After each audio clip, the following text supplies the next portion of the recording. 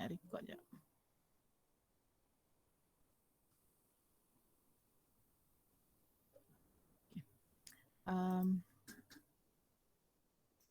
Okay, tengok pada template. Sekejap saya share screen sekejap. Okay, untuk financial plan, ada beberapa benda yang wajib adalah dalam laporan kewangan awak. 9.1 wajib ada. Okay, untuk 9.2 9.2 ni kalau nak buat boleh, tak mau buat pun tak apa. Tapi kalau buat lagi cantik lah awak punya ni. Sebab dia just simple saja. Kalau ada cash, just letak je berapa cash modal yang awak ada. Kalau awak ada beli aset macam bangunan, letak je nilai aset awak. Lepas tu external sources awak ni, hire purchase ni kalau ada beli kenderaan lah. Dan kalau ada buat bank loan, letak je. Untuk 9.3 ni, kejap ada lagi yang baru masuk ni.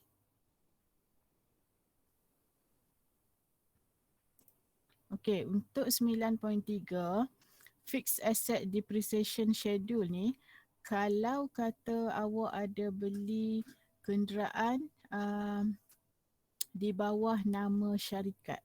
Kalau nama sendiri tak payah letak lah. Kalau ada kenderaan bawah syarikat, kena adalah dia panggil jadual apa penurunan nilai aset. Macam kenderaan kan bila makin lama nilai dia makin menurun. Jadi untuk 9.3 ni sama ada nak buat atau tidak, terpulang lah. Tapi yang wajibnya 9.1, 9.4, 9.5 dan 9.6. Yang ni kalau tak ada dalam laporan awak, dia akan efek lah markah sebab dia bahagian financial plan ni dia agak besar lah pembahagian markah dia. So hari ni kita akan pergi satu persatu. Okay, apa yang awak nak kena buat untuk project implementation cost ni, awak ambil balik table ni, cuma letak sahaja kalau kata ada, awak kena pastilah fixed asset awak ni, apa dia, macam bangunan, kalau ada mesin, tu dikira sebagai aset tetap awak lah. Van apa semua.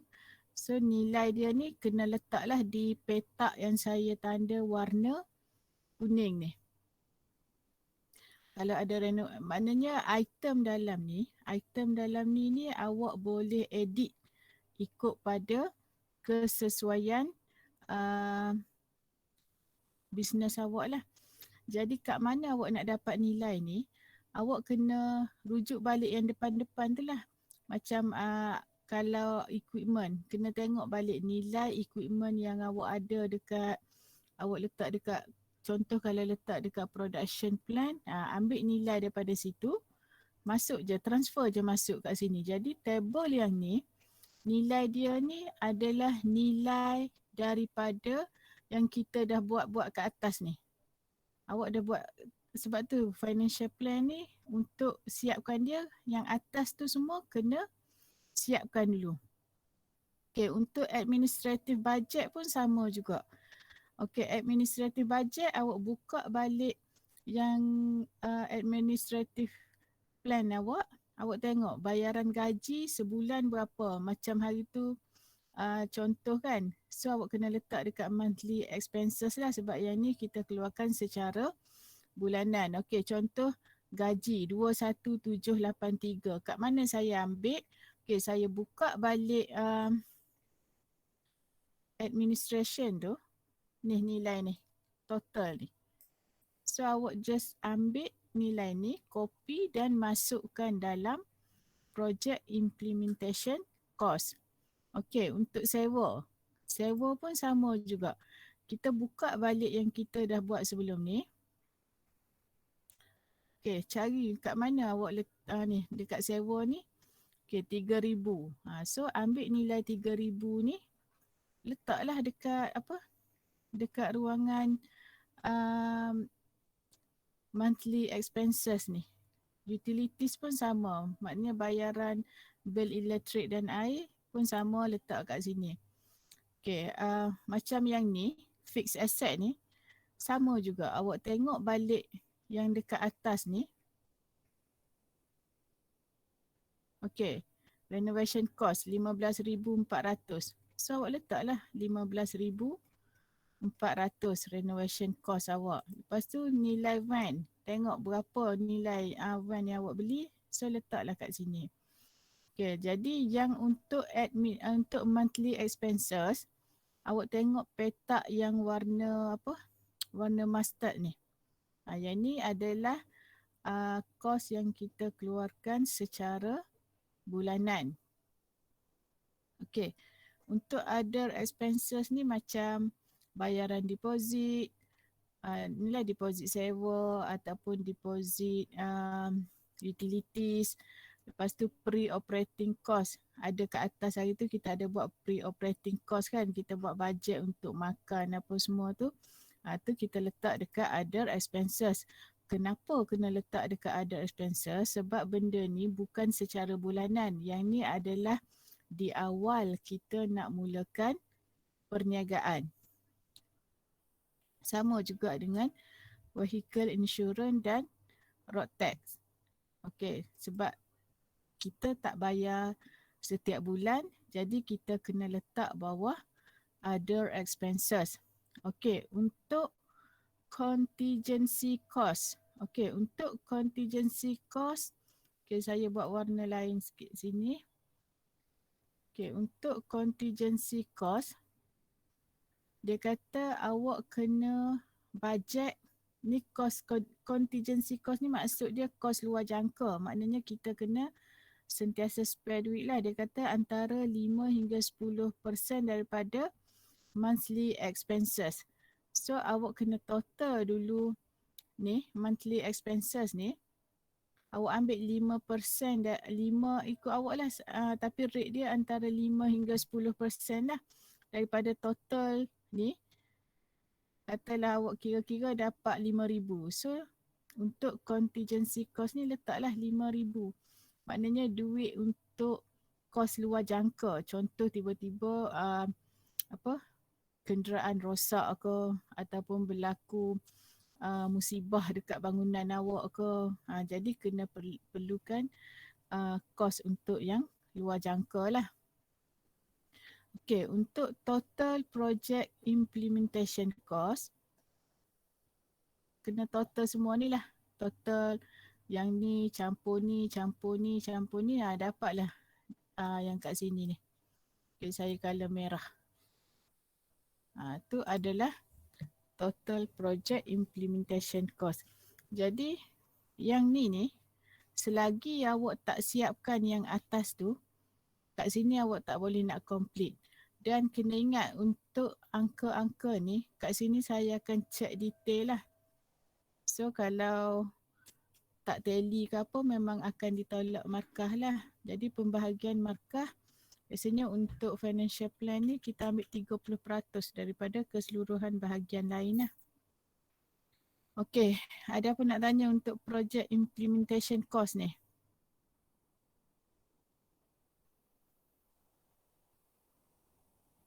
Kalau tak ada, saya nak tunjuk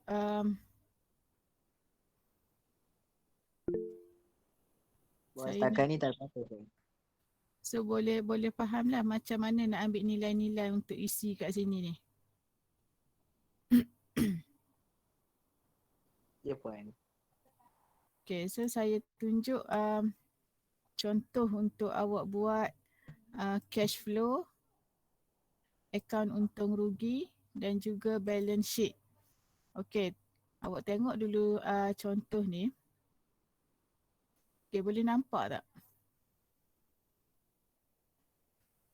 Boleh nampak puan. Okay, yang ni awak dah buat, kalau ikutnya sepatutnya awak dah buat lah di bawah marketing, di bawah ramalan jualan, tak silap saya. Okey. Jadi awak dah buat dekat bawah ramalan jualan. Okey, dan awak kena buatlah untuk kos setiap produk yang awak keluar. Dia ada kos untuk seunit produk, dia ada kos untuk apa?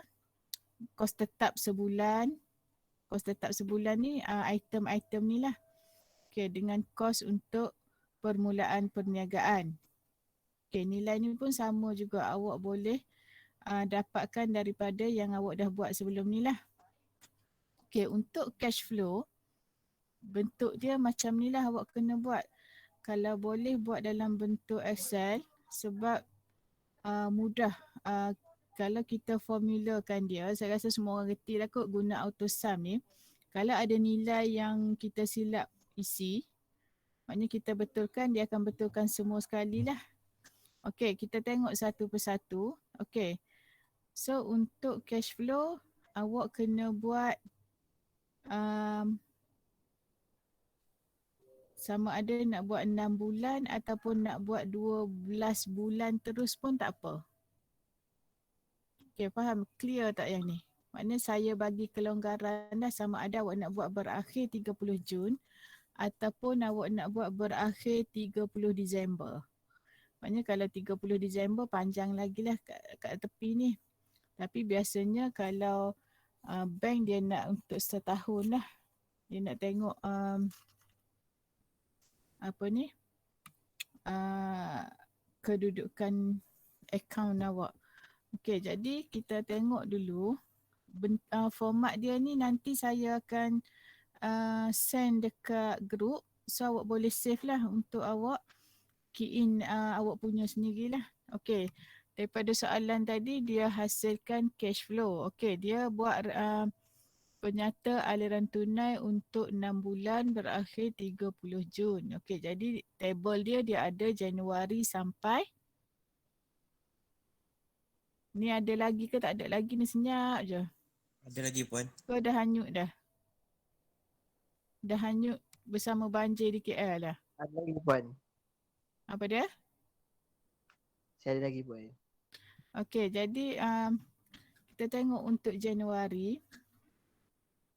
Okey, untuk Januari tak perlu ada baki tunai awal lagi lah, sebab kita andaikan kita belum mula lagi perniagaan tu. Jadi apa yang nak kena ada, awak jualan tunai pun sama, tak ada, sebab kita bulan pertama belum buat bisnes lagi.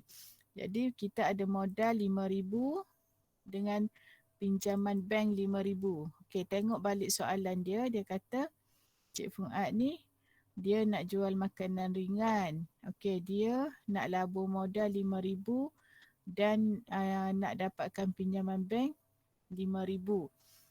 Okey, untuk menjalankan perniagaan dia. Okey, jadi untuk yang awak punya ni, kalau awak ada buat pinjaman bank, macam kan dekat muka depan sekali tu, ada berapa kan jumlah pinjaman bank yang awak cadang nak buat tu. So, awak tulis nilai tu kat sini lah.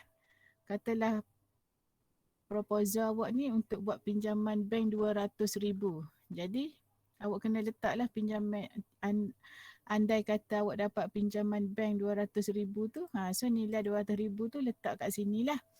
Yang untuk contoh ni, sebab dia kata dia nak dapatkan pinjaman bank 5,000 saja kan. Jadi, dia letaklah nilai 5,000.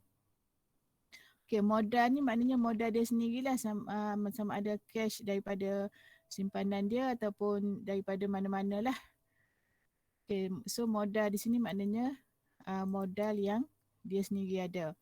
Okey, jadi jumlah tunai yang dia ada. Okey, awak tengoklah saya guna AutoSum ni. Jadi campur je, dia dapatlah 10,000. Untuk yang saya bold ni, kalau boleh awak guna AutoSum lah, sebab nanti dia akan tolong kira siap-siap untuk kita. Jadi untuk kebarangkalian untuk buat kesilapan tu kurang lah. Okey, jadi jumlah tunai yang dia ada 1,000. Okey. Kat atas ni adalah penerimaan tunai dia lah. So untuk pembayaran tunai, maksud dia kos yang dia kena keluarkan. Okay, untuk bulan pertama sebab dia baru nak set up bisnes, jadi dia tak ada lagi lah bahan mentah, dia tak ada, upah buruh pun tak ada, kos pembukusan pun tak ada. Tapi gaji dia tetap kena keluarkan lah sebab dia dah ambil pekerja kan untuk set up bisnes dia. Okay, ni dia andaikan gaji sebulan untuk dia bayar pada pekerja adalah 2,500. Okay, yang ni awak boleh tengok balik dekat administration plan awak. Berapa kos gaji sebulan tu yang syarikat terpaksa keluarkan. So ambil nilai tu masuk je kat sini. Okay, lepas tu sewa. Sewa walaupun belum mula bisnes, awak tetap kena bayar sewa. Okay, jadi sewa ni samalah untuk sepanjang untuk setiap bulan ni. Gaji pun sama juga, dia akan samalah setiap bulan ni. Okay, untuk elektrik, dia andaikan bajet dia 150.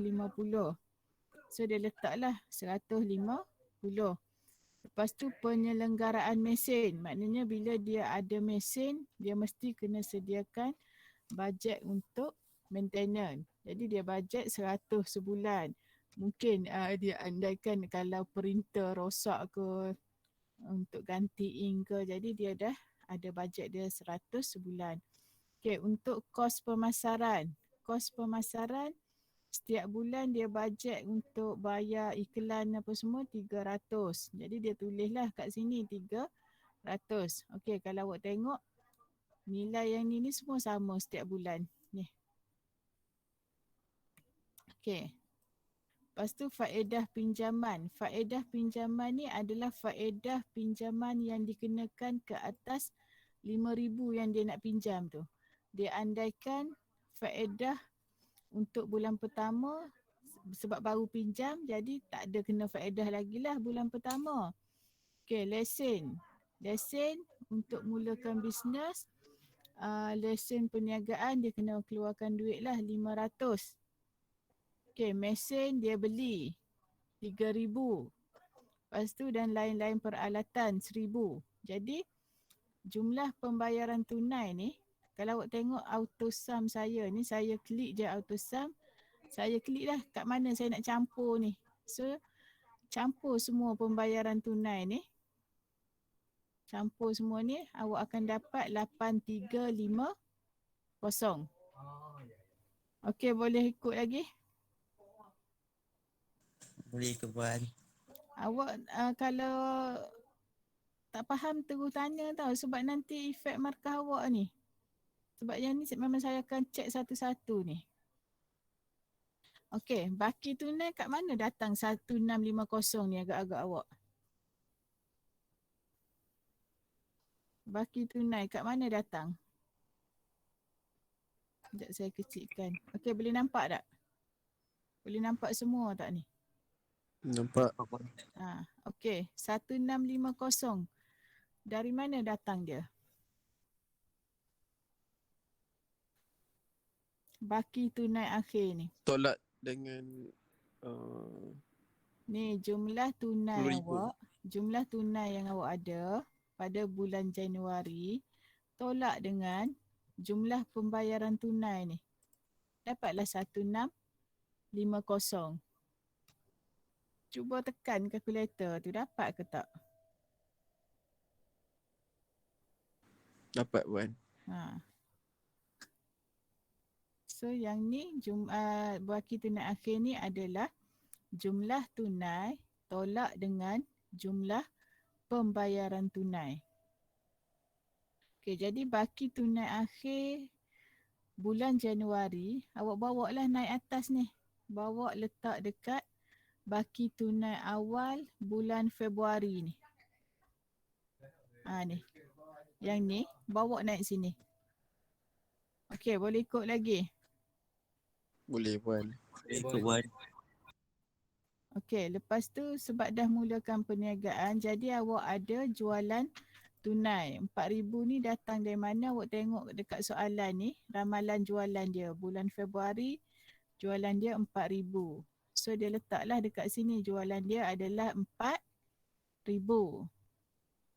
Okay, jadi yang ni campur dengan yang ni, dia akan dapat 5,650. Jadi jumlah tunai untuk Februari ni dia dapat 5,650. Okey, untuk pembayaran tunai, okey, bahan mentah dia 800. Sebab dia baru start ni, dia anggarkan kos dia ni untuk satu unit adalah RM1. Jadi bila dia keluarkan 800 unit, jadi modal dia untuk bahan mentah adalah 800. Okey, untuk bulan ketiga tu pun sama juga. Dia andaikan kos dia RM1 seunit. Jadi untuk bulan Mac 1,200 lah.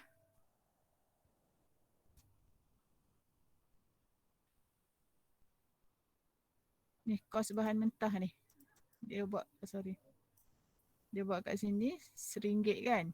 Jadi dia letaklah, dia tengok kalau 1,200 unit maknanya RM1,200. So dia letak kat sini bahan mentah dia untuk bulan Februari 800. Upah buruh langsung. Upah buruh mungkin dia kira ke atas berapa unit produk yang dikeluarkan. Jadi mana dapat 240 ni? Tengok balik pada soalan. Upah buruh ni 30 sen satu unit. So kalau 800 unit, awak darablah 30 sen darab dengan 800. Awak dapatlah 240. Kos pembungkusan. Okay, tengok juga kat sini 20 sen seunit.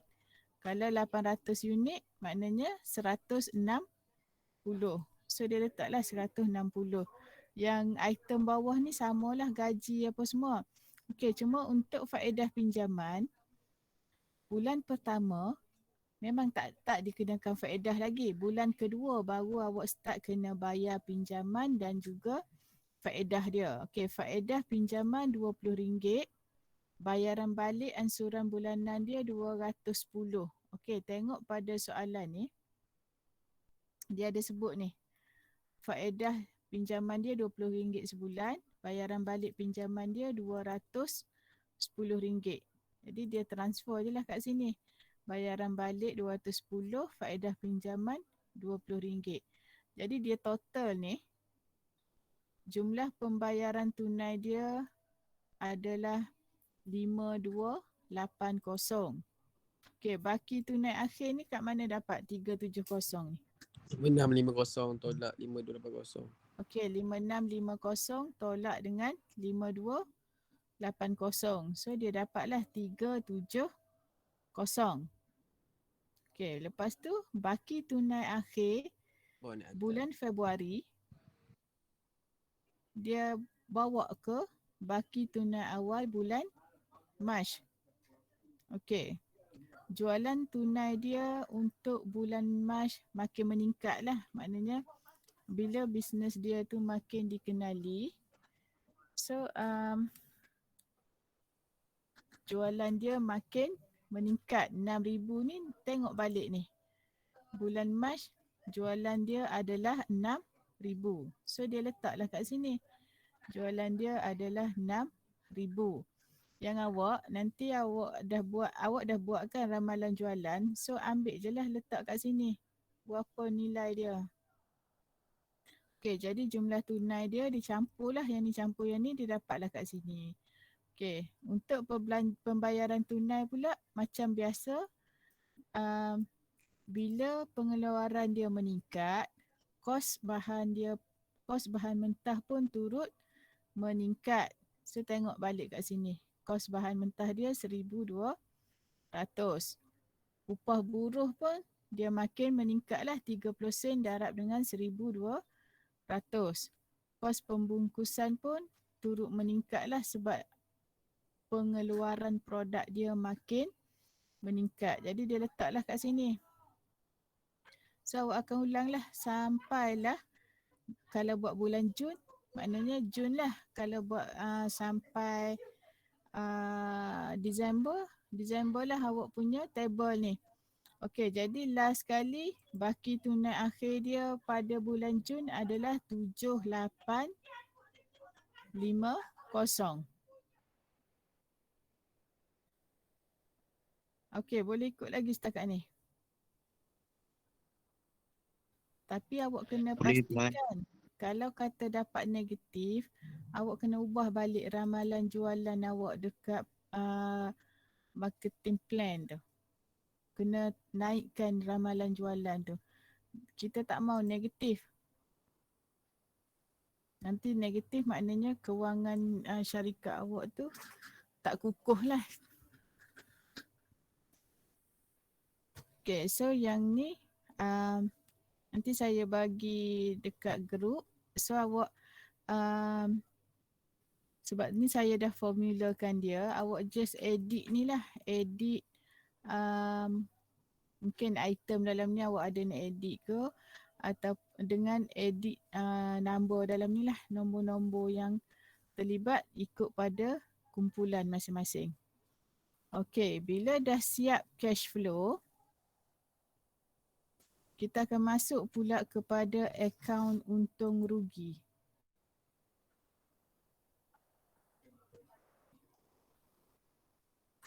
Okey, sebab tadi cash flow awak buat untuk 6 bulan, jadi akaun untung rugi awak pun sama jugalah, kena berakhir pada bulan Jun jugalah. Kalau Disember lah awak punya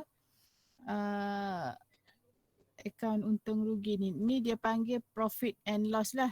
Kalau dalam BI-nya awak kena tulis profit and loss. Okey. Jualan 38,000. Kat mana nak ambil 38,000?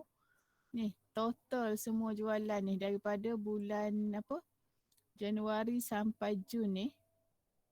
Awak akan dapat 38,000. Kalau awak buat ramalan jual, kan itu saya suruh buat kan untuk tahun pertama tu bulan by bulan kan, ingat lagi tak? Ingat lagi, Puan. Jadi total semua tu 38,000. So letaklah jualan awak adalah 38,000. Lepas tu tolak kos jualan. Kos jualan ni adalah ni kos bahan mentah, kos upah buruh dengan kos pembungkusan. Bahan mentah ni 7,600 dia total lah daripada bulan 1 sampai bulan 6. So kos bahan mentah dia 7,600. Kos upah buruh dia pula dia total juga untuk Januari sampai Jun. Dia dapat 2,280. Okey. Kos pembungkusan. Yang ni adalah kos untuk ni lah. Untuk produk dia. Kos pembungkusan pun sama juga. Dia total daripada Januari sampai Jun. Dia dapat 1,520. Jadi dia total semua kos dia ni dia dapat 11,400. Kos untuk kos jualan dia lah 11,400.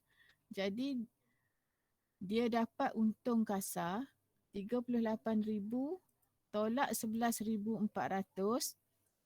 Dia dapat untung kasar dia 26,600 untuk 30 untuk sampai 30 Jun lah. Okey. Jadi untuk profit and loss account ni sebenarnya kita nak tengok untung bersih kita. Jadi yang ni baru untung kasar. Lepas tu untuk dapat untung bersih awak kena tolak semua ni. Gaji, sewa, elektrik apa semua. Kat mana nak cari dia? Kat sini lah. Ni. Awak total semua ni. Ni gaji untuk 6 bulan 15,000. Sewa untuk 6 bulan 4,800. Elektrik untuk 6 bulan 900. So total semua ni dia dapat 2370 termasuk faedah pinjaman dia kena kira sebagai perbelanjaan. Yang bayaran balik ni tak termasuk lah. Dia cuma masukkan faedah je. Faedah ni sebab kita pinjam 5,000, okey. Mesti kena ada faedah kan, bukannya pinjam 5,000 bayar 5,000. Jadi faedah itulah yang dikira sebagai kos sebagai perbelanjaan ni. Okey, jadi dia dapat 2370 baru dia boleh kira untung bersih dia. Untung kasar tolak perbelanjaan baru dia dapat untung bersih. 2,900.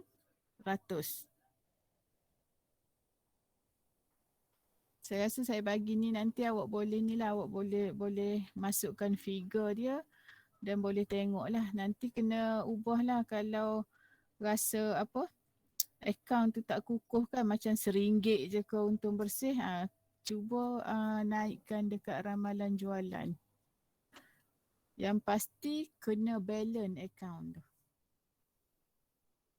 Okey, lepas buat akaun untung rugi, awak kena buat balance sheet.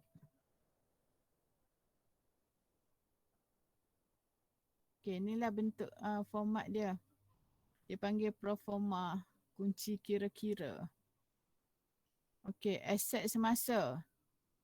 Aset semasa modal awak lah. Kalau modal permulaan awak RM10,000, RM10,000 lah awak letak kat sini. Macam dia tunai dia 7850. Kat mana dia dapat 7850 ni?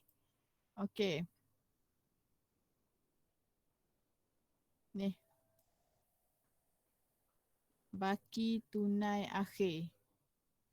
So, tengok untuk aset semasa tunai, tengok dekat baki tunai akhir.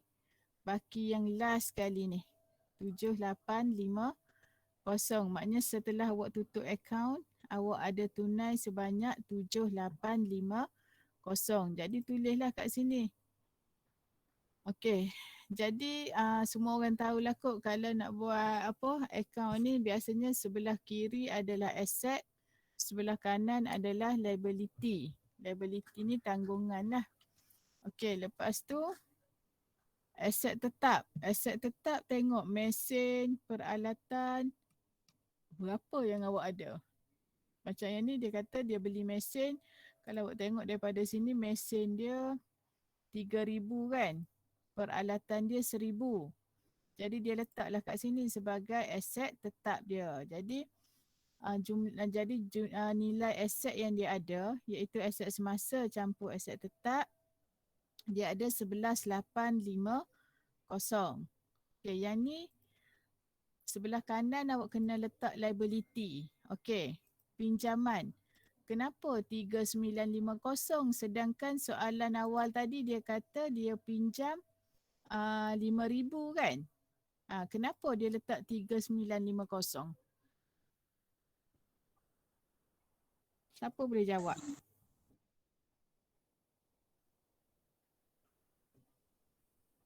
Balance sheet ni biasanya kita buat di akhir ni lah kalau sama ada di akhir bulan Jun ataupun di akhir bulan Disember. So kenapa dia pinjam 5,000 tapi dekat sini dia buat liability semasa dia 3950. Kenapa?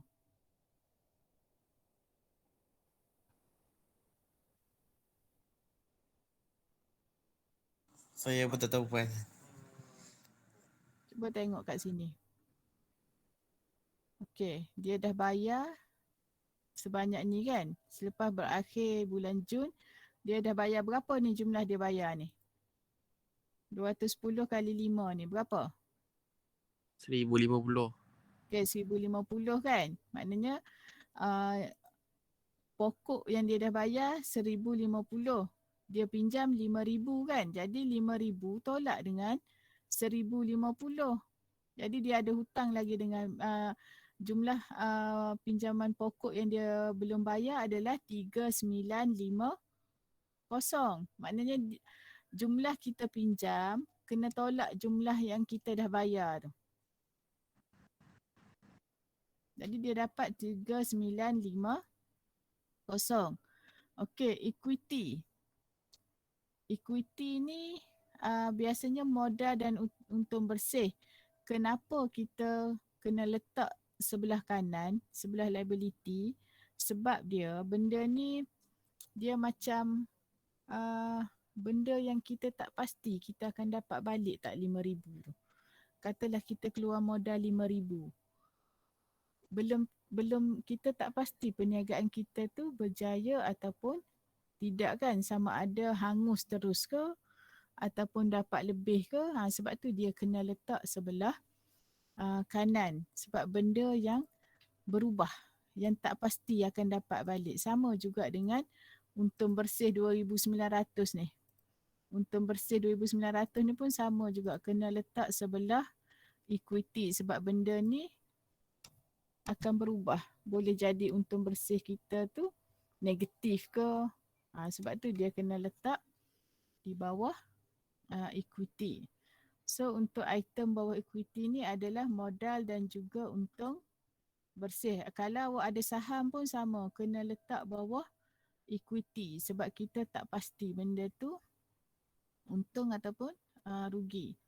Okay, jadi bila awak total balik ni, awak dapatlah 11,850. Yang pasti akaun ni kena balance.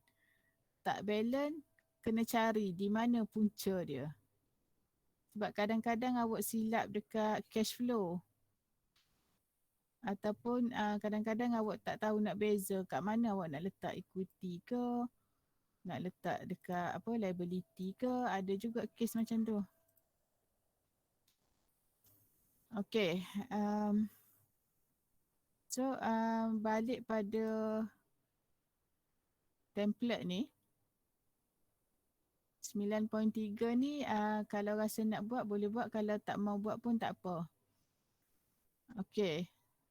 So yang cash flow statement, yang inilah yang cash flow. Okay.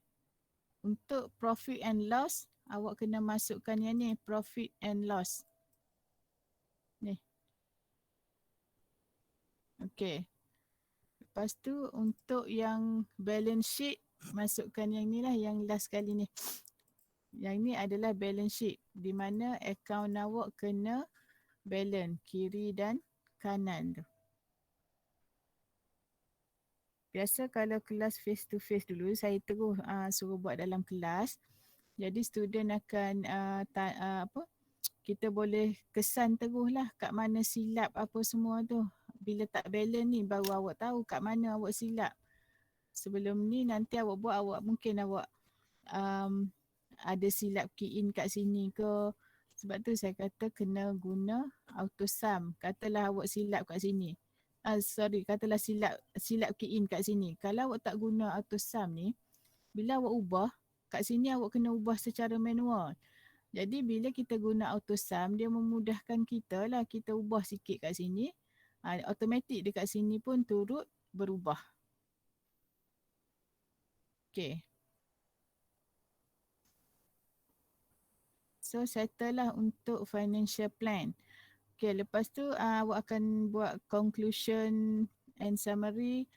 Okay, appendix. Appendix ni kena letak contoh lah, kalau awak buat ada perjanjian, kena letak contoh surat perjanjian, borang pendaftaran perniagaan awak, sebab dia ada markah juga untuk appendix ni. Okay, bila awak dah siap semua ni, baru awak boleh buat ni, executive summary ni. Ni contoh executive summary. Sekejap, mana tadi?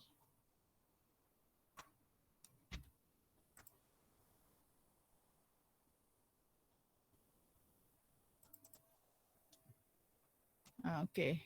Ni adalah contoh executive summary lah. Dia merangkumi semua bahagian yang awak dah buat, sama ada administration plan, marketing plan, financial plan. So awak kena ceritalah, ni contohlah. Dia cerita apa, penubuhan syarikat dia, lepas tu dia buat ni lah, dia buat ringkasan daripada plan-plan yang dia telah buat lah. Okay, untuk executive summary dia tak boleh lebih 2 muka surat lah. Jadi ringkasan tu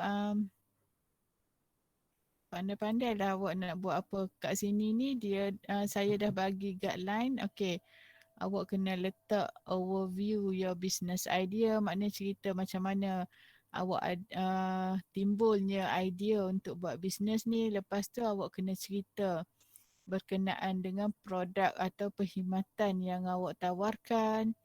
Maknanya mungkin idea ni datang daripada masalah yang dihadapi customer. So timbullah idea untuk awak buat bisnes ni. Itu contohlah. Okey, lepas tu matlamat awak untuk bisnes ni. Dia kata, where do you expect the business to be? Maknanya ke mana awak rasa bisnes ni akan pergi untuk tempoh setahun ke 3 tahun ke 5. Mungkin awak rasa okay, untuk tempoh 5 tahun awak jangkakan produk awak ni akan menembusi pasaran antarabangsa. Itu adalah matlamat awak lah. Okay, your proposed target market, maknanya siapa customer awak. Okay, competition, management team. So benda-benda ni lah yang awak kena cerita dalam executive summary. Okay, dia dah bagi tahu dah sini, limit your executive summary to 1 or 2 pages in total. Okay, after reading the executive summary, readers should have a basic understanding of your business, should be excited about its potential and should be interested enough to read further. Maknanya bila awak bagi proposal awak dekat bank ke, dekat share partner awak ke, ataupun dekat orang yang nak melabur dalam syarikat awak ke, dia bila dia dah baca executive summary ni, dia rasa dah cukup dah. Dah cukup kuat dah. Awak dah bagi keyakinan yang tinggi, mungkin dia tak tengok dah yang belakang ni. So sebab tu dia kata executive summary ni memainkan peranan yang penting. Sebab dia kata bila reader ni baca, dia dah boleh faham dah berkenaan dengan bisnes awak ni. So guideline dia untuk awak tulis ni lah 7 ni, 1 sampai 7 ni. Okay, hari Ahad minggu depan adalah hari untuk awak submit report. Okay, sebab saya sebelum awak buat presentation, saya akan tengok dululah awak punya ni. Lepas tu hari Ahad 2, kejap saya tengok tarikh kejap. Okay, hari Ahad 2 Januari adalah tarikh presentation dah. 2 Januari tu presentation, dan hari tu juga awak kena hantar salinan slide awak. Slide presentation. Okay, presentation lebih kurang 15 minit satu kumpulan. Tapi markah untuk presentation ni adalah markah individu lah. Kejap saya tunjuk rubrik dia.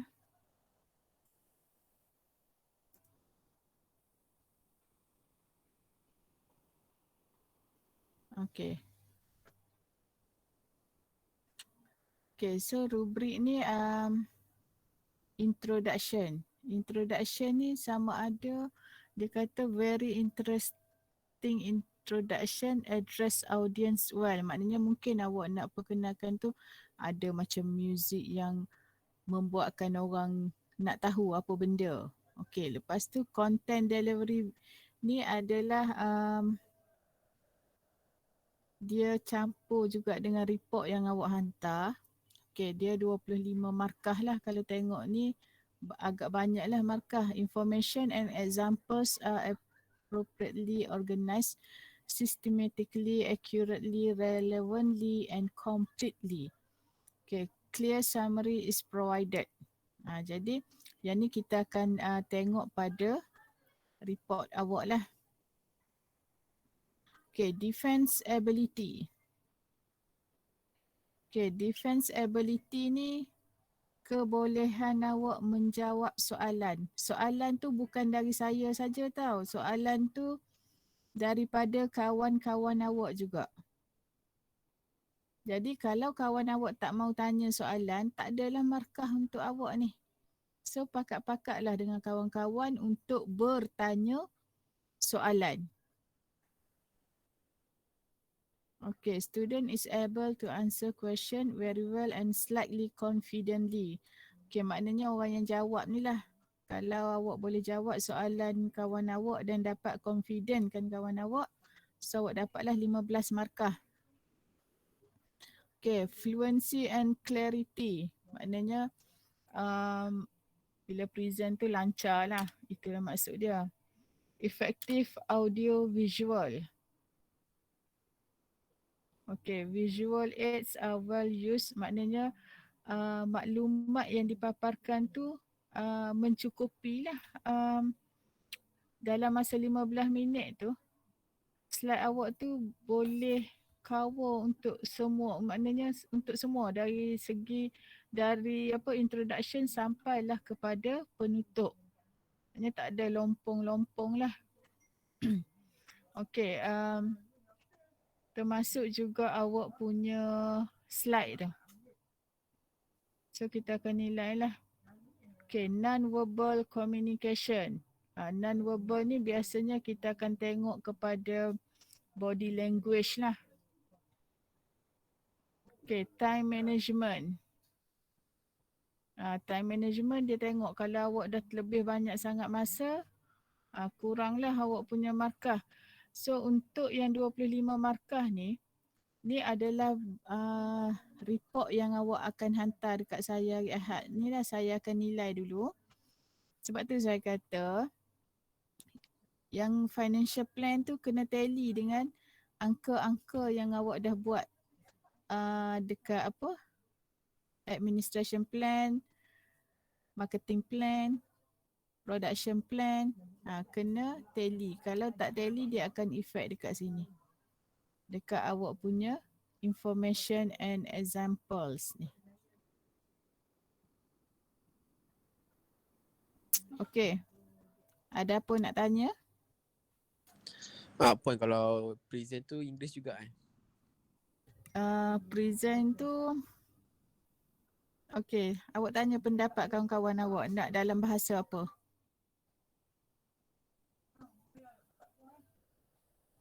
Kalau saya punya group nak bahasa Melayu pun. Dia macam ni lah. Slide awak buat dalam BI sebab nak tally dengan report kan. Sebab mungkin awak akan ambil daripada report juga kan. Cuma explanation tu saya bagi kelonggaran lah dalam bahasa Melayu. Boleh? Boleh Puan. Sebab Boleh puan, saya punya pun. slide ni saya tak berani nak suruh awak buat BM. Saya takut nanti audit. Ada audit dia akan query. Kenapa slide dalam dalam BM kan. Sebab tu report apa semua pun saya suruh buat dalam BI lah. Okay, satu lagi saya nak pesan untuk slide jangan terlalu banyak wording. Jangan terlalu banyak perkataan. Itu akan memboringkan audience. Maknanya terpulanglah awak nak buat dalam bentuk infografik ke. Sebab slide ni kita bukan nak baca satu-satu, kita nak terangkan balik ringkasan daripada report awak tu.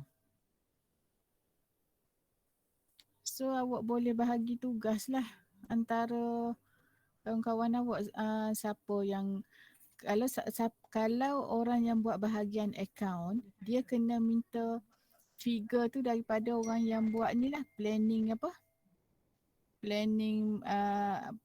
marketing plan, administration plan, sebab dia orang tu yang buat bajet kan. So awak kena dapatkan dengan dia orang tu lah.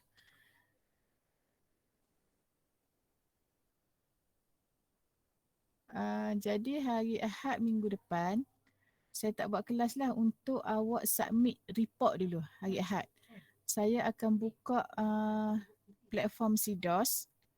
Saya akan buka platform CDOS maknanya hari Ahad tu hari submission. Hari Ahad lagi 1-2 Januari tu presentation.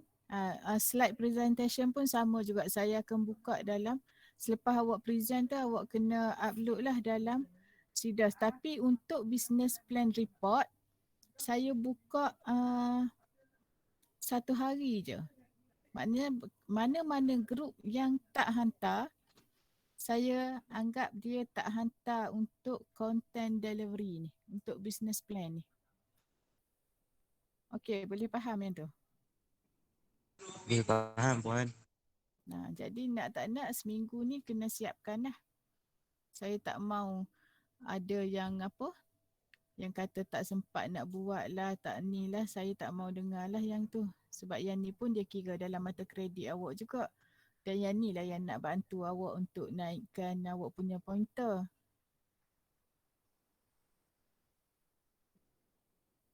Okey, yang berkenaan kewangan ni ada lagi tak nak tanya? Ataupun kalau awak cuba buat dulu, kalau ada masalah dekat sini, nanti ni cuba masukkan dalam grup ke, sebab kita akan tengoklah mungkin awak ada silap dekat sini ke. Sebab biasa pengalaman sebelum-sebelum ni kat sinilah nanti awak akan problem sebab awak tak dapat nak kenal pasti kat mana nak letak. Nak letak sebelah asset ke, nak letak sebelah liability. Nanti puan bagi ke macam template semua tu yang report, kiraan semua ada puan bagi ke nanti?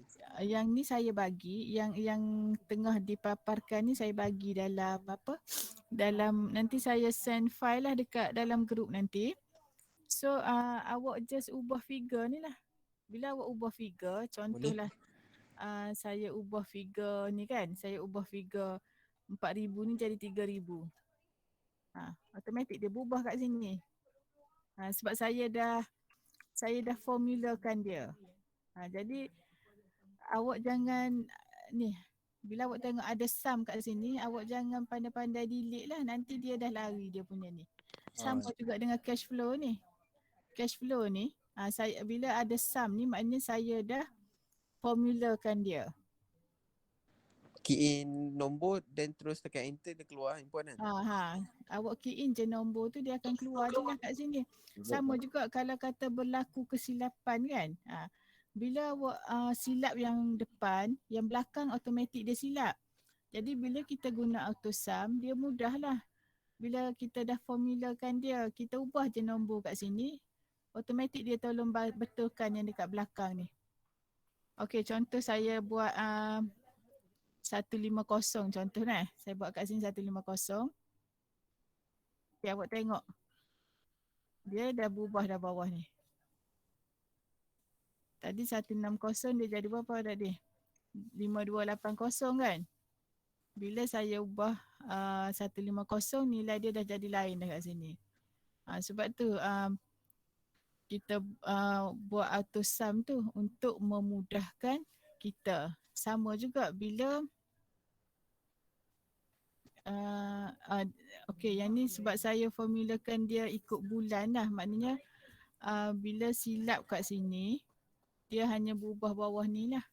Lepas tu balance ni kita buat secara manual. Sebab kalau nak buat AutoSum pun boleh juga. Tapi awak kena, kalau nak buat AutoSum, kejap saya try. Awak just tekan je. Katalah saya delete dulu kat sini. Contoh saya delete kan. Okay. Katalah saya buat AutoSum.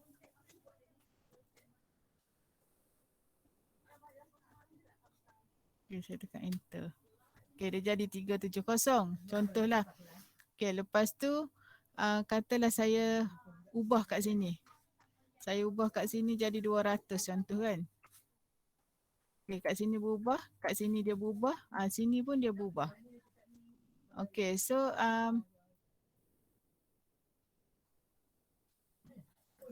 So saya ni lah sebelum saya submit dekat awak, saya buat auto sum siap-siap lah untuk bulan-bulan yang lain tu. Ni kan bila berubah kat sini, automatik kat sini berubah sebab kita dah sumkan dia. Macam yang ni saya tak sumkan dia, jadi dia tak berubah lah. Okay, so saya delete balik yang ni. Sekejap. Sorry. Saya auto sum. Awak pun boleh buat sendiri sebenarnya. Maknanya kita kenal pasti benda apa yang kita nak tambah, benda apa yang kita nak tolak, kita just klik je. Macam yang ni pun sama juga. Okay, saya letak sini. Saya klik je auto sum. Dia yang dia bagi kat kita ni kita tak mau kan. Kita tak payah tekan enter lah. Kita tekan je yang mana yang kita nak tu. Lepas tu tekan je lah enter. Ni pun sama. Saya auto sumkan dia.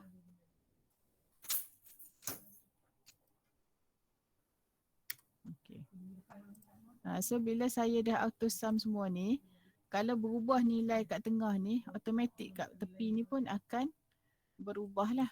Yang ni kejap saya tak auto sum lagi.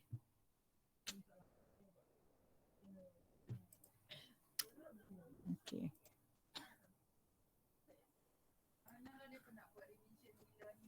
Okay, contoh saya ubah kat sini sikit.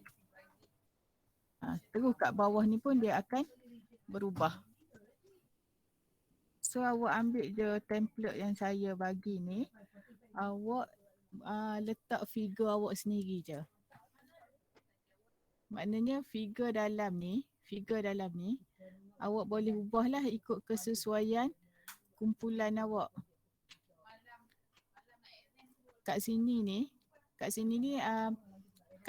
bila awak ubah figure dalam ni, kat sini akan berubah kan? Jadi dia automatik berubah lah yang kat sini ni. Maknanya bila ubah dalam ni, sini berubah, sini pun akan berubah lah.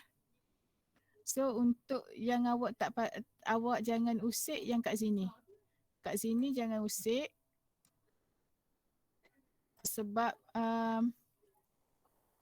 dia kalau awak usik nilai kat sini, dia dah tak adalah sum dia ni. So awak kena buat semula.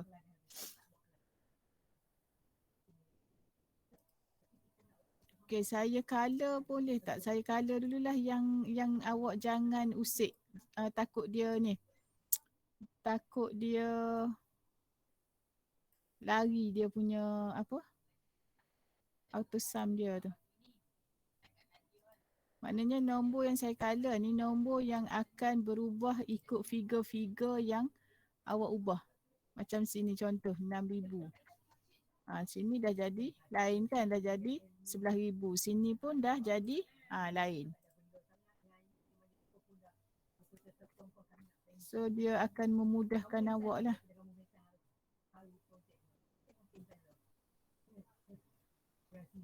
Cuma sekarang ni saya nak tanya berapa grup yang dah buat ramalan jualan tu?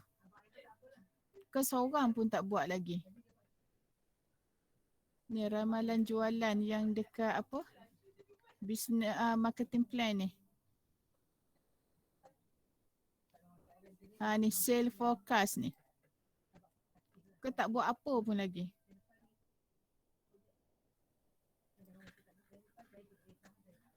Senyap je semua ni, ada lagi ke tak ada ni?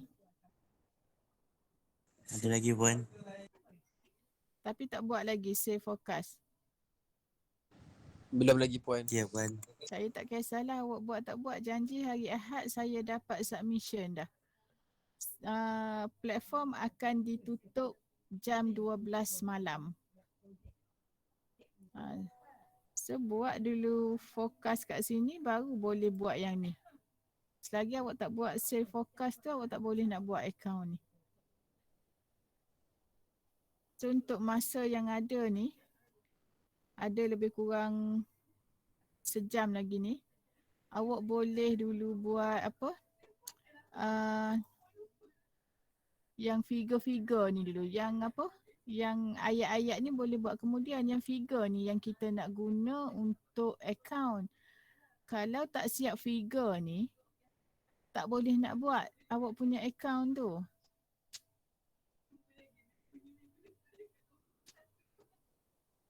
Sebab dia nanti kebanyakannya akan stuck kat sini tau. Sebab tu awak tak boleh nak bertangguh lah buat tu.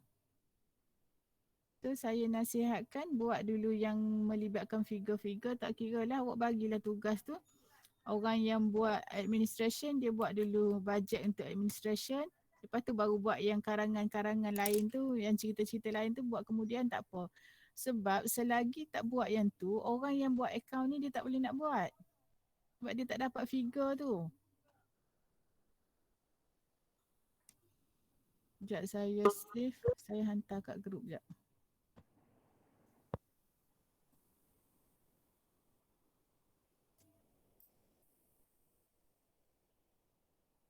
Sekejap saya hantar dulu ni dekat grup.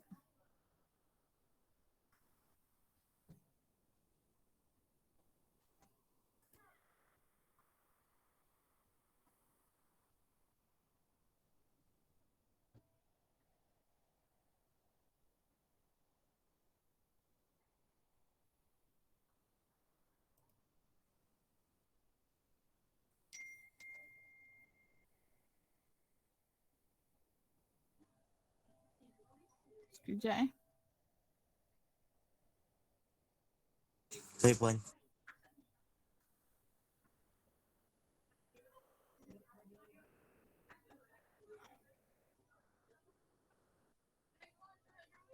Okey, ada dapat tak? Saya dah send tu.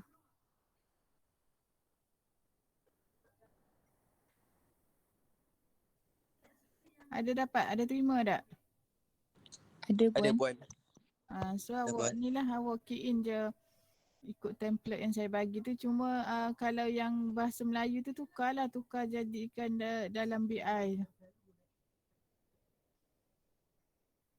Okay, so kalau ni boleh buatlah, kalau ada apa-apa boleh tanya dalam grup.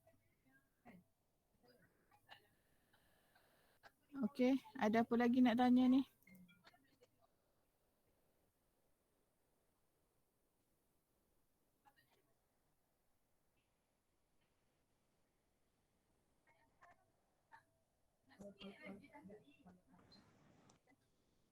So kalau tak ada apa, awak boleh sambung buat lah. Yang pasti hari Ahad saya nak benda tu dah submit sebelum presentation. Mana-mana group yang tak submit, saya tak benarkan dia buat presentation.